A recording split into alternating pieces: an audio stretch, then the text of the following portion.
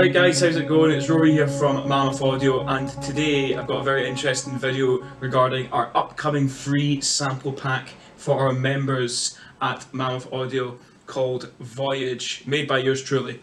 It's a collection of sci-fi pads slash ARP sounds that I made with this little bad boy right here. It's the Arturia MicoFreak.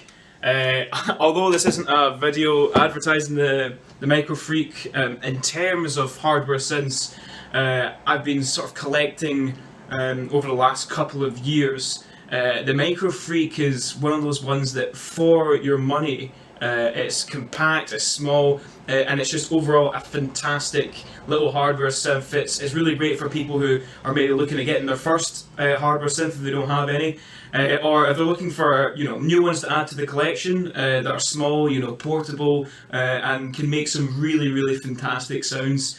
I would honestly look no further than MicoFreak. It's a fantastic little thing that packs a lot of punch.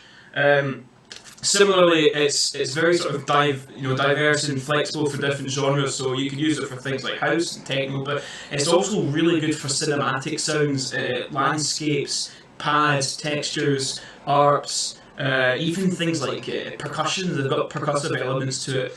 And what allows you to sort of play around with it so well, and why it's so, I think, unique for its price tag, is the sort of flexibility with the different knobs and how you can make your own sounds from scratch, whether it be from starting from a preset and then changing or molding it from there, or even just opening up an empty blank slate MIDI channel and starting for yourself.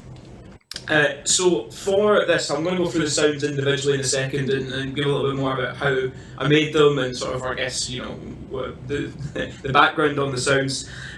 But you can see mainly what I really loved to do when making these sounds was changing the type. You've got different ones there like super waves, basic waves, a wave table. I don't know if you can see the little thing up here. You got harmonizers. Where are we? Sorry. Yes, so you've got the wave table, you've got your analogs, wave shifters, you've got things like 2-up FM, which I don't even really know what that is, carpal struts, formants, vocoders, speech, chords. So there's lots of different sort of like basic starts where you can get off from, and then from there you can change the wave signals, the timbre of the sound, the shape of it, and then of course the cut-off resonance, and you can change all things with like the rise, fall, the attack, delay, etc. And you can even, if you wanted to, use the sequencer. The inbuilt sequencer is pretty good. I would say there's a lot of, in terms again, the fact that it's not really what it's made for, but nevertheless it is very good and is used once or twice in this sample pack. Okay, in terms of the sounds themselves, so obviously when I was making the pack, I wanted to give pads that were not over processed. There's not a lot of reverb attached onto these, if any at all. It's a bit of EQ and boosting on some of the different ranges of the spectrum of the sounds. But overall, I always feel like I prefer it when I get samples that aren't overly processed or don't have a lot of audio effects on them, because I like to do that myself in the session, or in the tracks themselves. So when I get a pad or an ARP which has got like a lot of reverb and delay on it, I kind of find it a little bit, there's not a lot of room to move or maneuver. There's not a lot of places where you can go from there. It's better that you can tack that one stuff on yourself if you want to, and if you don't, then just as well. So if I just go back into the main view here, I've got them all loaded up. The first one, if I just show you the waveform, is called Blue Ring. So this one's got a little bit of an ARP or a sequence to it, pulsating. Let's play the sound first, and I'll give you a little bit of background on it.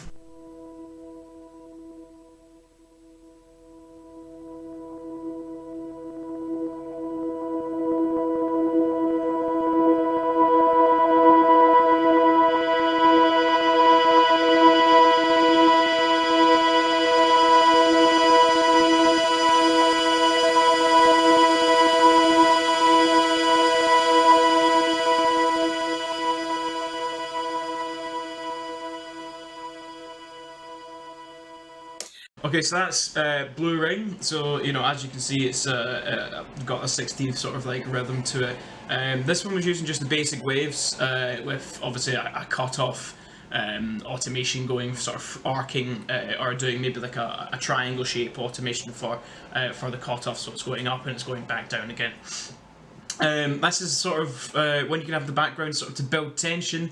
It's only on the tonal note as well, so you could even sort of duplicate the wave into different tracks and then shift the tone so you can make your own triads or your own different chord sounds. But that's Blue Ring.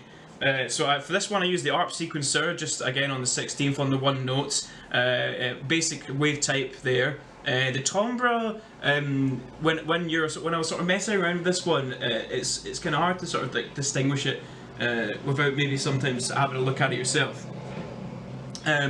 But they've got this little animation of a sort of bottle filling up, and the fuller the bottle is filled up on the screen, the sort of harsher the timbre, or the kind of more it sort of cuts through the sonic mix. When the cutoff is raised, the resonance is quite high as well, so when you meld all these things together you get a sort of really nice sounding synth which sounds a little bit ethereal, otherworldly, scientific, you know, space, whatever other synonym you want to use. But that's Blue Ring, and that's perfect for maybe putting in the background or padding up like a sound which is already expanding. So for crescendoing to some sort of climactic moment or even to sort of a revealing moment, then it's useful for that. Moving on, the next one we've got is called Gripless. Again, I'll just play it so you can hear.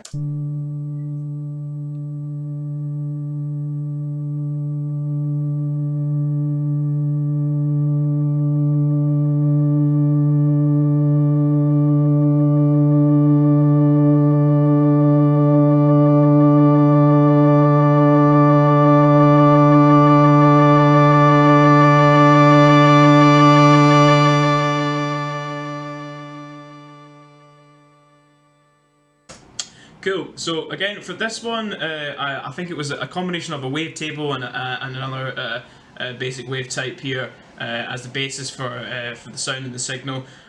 From there, I used a couple of different waves. We had the table ones, and then the shape I cranked up a little bit there to sort of give it a to start off, so it sounds a little bit subby almost when it starts off, and then as the cutoff is increased or cranked up, then you can actually start to hear more synth sound coming through.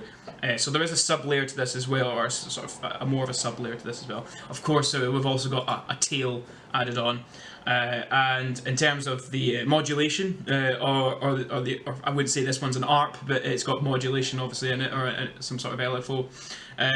That becomes more apparent as the cutoff increases. So as you can hear, maybe from the beginning parts, it's not so obvious, and then as the cutoff expands, you can hear more of the pulsating quality to it. So again, that can help sort of build towards a climax. Moving on, we've got Pulsator.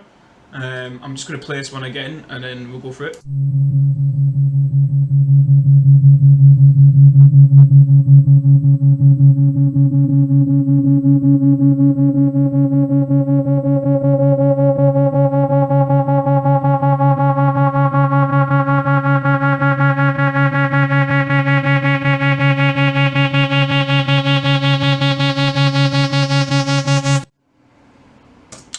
Cool, so this one's got no tail, so it's got quite a harsh ending, but again, that's what you want. You want that flexibility, so if you want to add in a tail, a reverb tail, a delay tail, I don't know, anything, a bit crush maybe even as well, then it's free and open for you to do that. This one, again, if we're going to the wave type, this one I believe was a mixture of V-analog and a car cluster, but what I thought was a really nice quality to the cutoff when it increases. The resonance is also automated as well. So again, we're getting off to quite a subby start. Like it's got like a nice low end to it, which you can always EQ off or even enhance.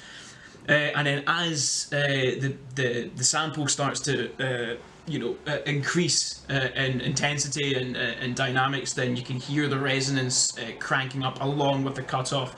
That's basically done through the amp modulation as well. If the filter amount is down low at the beginning of it, and then you increase as the sample goes through, then that's the sort of effect that you get from doing that. Cool, so moving on, we're going to the next sample, which is called Stranger Something, which will become obvious momentarily, but this one's more what you would call, it's still a pad, but a sort of more of a classic ARP pad. So let's have a listen, and I'll let you know how I use the step sequencer for this one.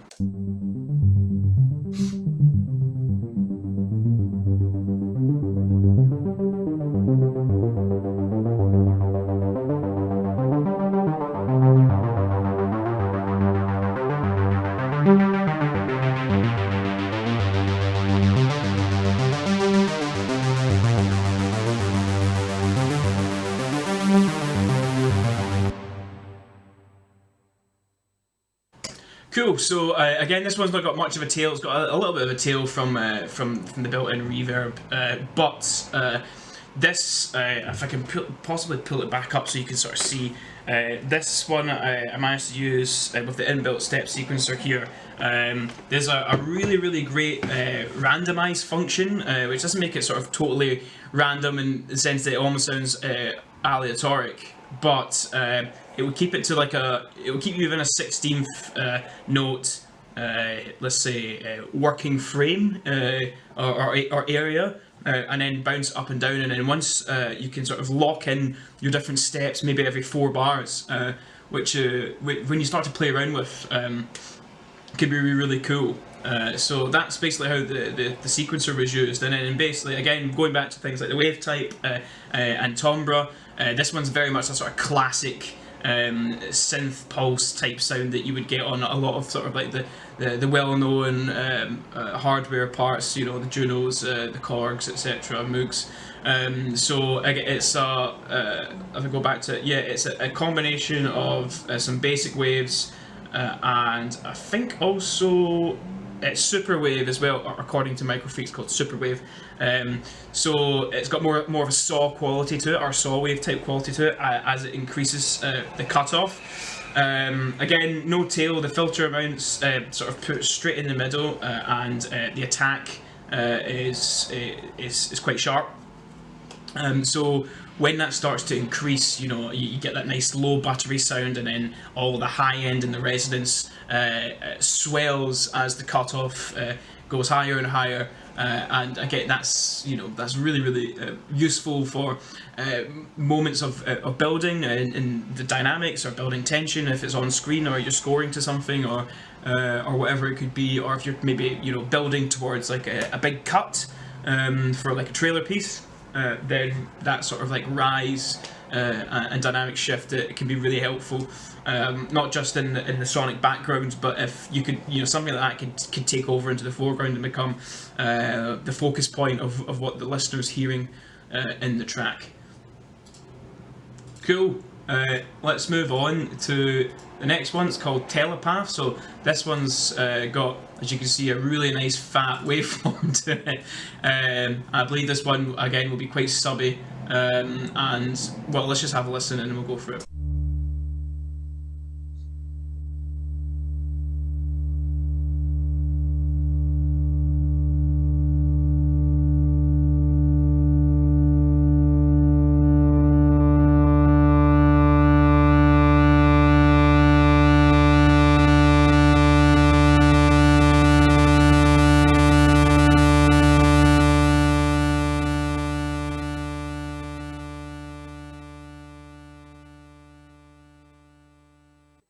Cool. So in contrast to the last few, this one's got sort of a long tail. I would if I got this sample, I could use it in 2 different ways. I could EQ and shave the top off of the spectrum completely and have a really nice sort of like sub, almost like a sub riser pad. Or you can keep the whole thing sort of like equal and have that sort of high end ringing through as well. Again, as the cutoff is increasing, you can hear there's a little bit of modulation in there. It's not as obvious, of course, as the last couple, but again, it gives a movement to otherwise, which would really only be a one sub note being hit. And then sort of the cutoff being increased. So for this one, it's just basic waves and stuff like that. Again, wave types and with a sub layer built in. you can hear at the beginning as well, and you can even see it in the waveform that there's a sort of a kind of a circular motion, I guess, as you're coming in or hitting that note, and that's just basically messing around a little bit with the decay and the attack. So if rather than having a bump straight sharp attack, it's got a little bit more of a slower release into the attack and the decay. So that's how you kind of get like what looks like almost like a sort of like a small sphere or ball, and then it moves into the large crescendo. So again, that could be really useful for bedding it inside a track or even having it in a sonic foreground. Next one, 0 Hour.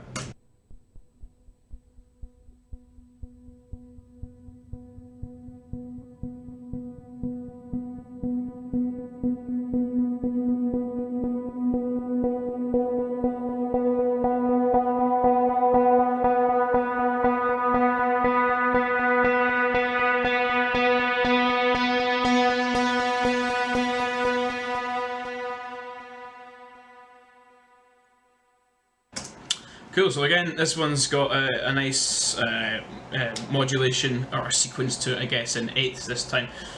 Starts off really nice and quiet. I'm against the war of I'm involved in the war against overprocessing, and loud doesn't always mean good, although obviously, of course, it is always great when music explodes in a good way. So yeah, this is again using I think a cart luster, some super wave, and just to double check, yeah, wavetable, harmonics. So there's actually a couple different layers to this one, and a pretty basic and straightforward cut-off automation again. So we're going for the sort of the triangle, the mountain, in terms of the shape. So it's just basically going up and down, nice and simple, with a nice long tail. So again, useful for building up to some sort of like cutscene or a hit marker inside of piece, trailer, track, or just a regular composition. And then finally, last one's called Zoltan. Extra points if you can get the reference there.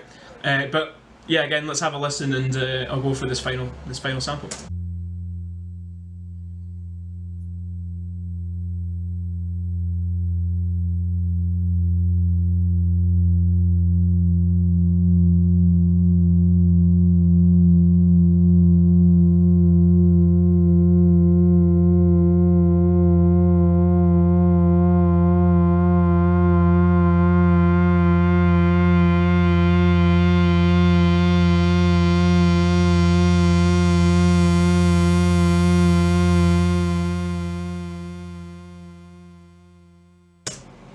Great, so for this final one, I'll go into the modulation or the ARP, the sequence part of it first. So similar to the last one, although with this one we've got a little bit of glide on the knob there. It kind of gives it a sort of portamento slash sort of almost like a kind of a pedal whammy sound to it. So rather than going almost like a siren, like da na na na, it's got a little bit of bend as the modulation's bouncing back and forth, which I think sounds like really cool, and it sounds tense, just pretty much straight away. Again, we've got a nice mixture of basic wave types there, super saws, we've got a sub layer to it as well, and we've got a nice crank on the resonance knob as the cutoff is increased due to the filter amount being sort of bang in the middle. So we start off nice and low with no high end, and a nice sub sound, and then as we go to top, you can hear that kind of siren type sound coming through nicely. And again, it's really useful for building to like a crescendo, climactic point, hit marker, title reveal, you know, whatever you think best suited. This one would go well with a couple with different other samples, like maybe like Telepath, if you were to EQ each of the two things so they don't clash too much. But yeah, that is Zoltan, the final sample from this pack. So yeah, just to, I guess, wrap everything up, it was a lot of fun making this. The MicoFreak's a fantastic little synthesizer for hardware. I think it's around about £250, so maybe about the $300 mark. So I mean, if you're looking for things at the holidays and you kind of want to get like a first hardware, then I would suggest at least having a look at it. It's really good. But I would also suggest, if you've got your own hardware synths, or even if you've not got anything, you've only got virtual synths, then it's always really great to have a go you know, at least maybe, I don't know, once or twice like a week if you can, or just or whenever you can, at creating your own sounds, because that's what's going to give your tracks, you know, a hint of uniqueness and originality to it. If you're not comfortable with, you know, starting completely from scratch, which to be honest I'm still, you know, not really comfortable with that, and I'm still learning a lot about hardware since. Start with a preset as your base, and then you can move on from there, which I did do with one or two of these. And yeah, just have a lot of fun with it. At the same time, these samples are ready for you to drop in to, you know, to a number of different genres. They are called sci-fi pads, but they would also work in, you know, a bunch of different contexts. Like for example, like the sub bits and the riser qualities to them. If you can process them and put your own audio effects on, they can act as, you know, a nice bit of sound design. You know, to different genres. So please knock yourself out with these free samples. Have a lot of fun with it. And if you're interested in obviously getting these, but a lot of other free sample packs, all of our free sample packs that we've done in the past, then make sure you get onto our website, mammothaudio, so that's mammothaudio, Mammoth Audio, and become a member, because not only do you get the free packs every single month, you now get a little walkthrough video like these to explain how they were made. We've also got tutorials, we've got walkthroughs, workshops, loads of fantastic free content, so there's literally no downside. Go and join and you can get all that stuff for free. Remember to also check out our socials, go on our Instagram or Facebook, give us a follow, we've got some cool stuff there, and we've got some nice surprises coming up for the end of the year and also going into 2021. So yeah, thanks very much for watching, and until next time, take care.